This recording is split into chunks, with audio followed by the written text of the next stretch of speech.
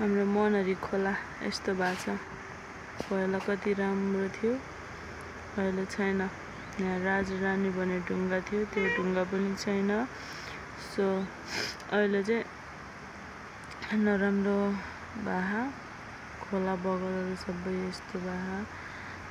पहिला यहाँ कति धेरै गाडीहरू हिँड्थ्यो, अहिले खासै हिँड्या छैन रहेछ गाडी पनि।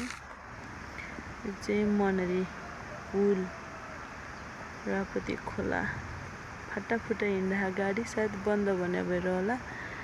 ड्याममा छु म चाहिँ, गर्मी हो नि त, अनि शीतल हावा खान आएको।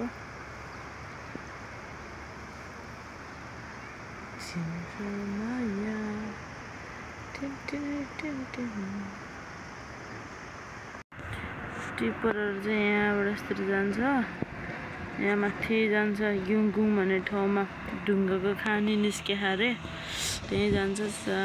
त्यो खानीबाट ढुङ्गा ल्याउने अनि अन्त कतै सेल गर्छन् के अरे। यो डाँडा चाहिँ देवकोट डाँडा भइगयो, देवकोट डाँडा भाइरल रोड यस्तो छ।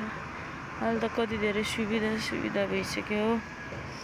यस्तरी जान्छन् स्कुटरहरू तरी जान्छ, यस्तरी स्कुटरहरू तरी जान्छ। यहाँ माथि जान्छ यता रतुवा मर्स्याङदिए सबै बैगुन्डा यतैबाट जाने हो।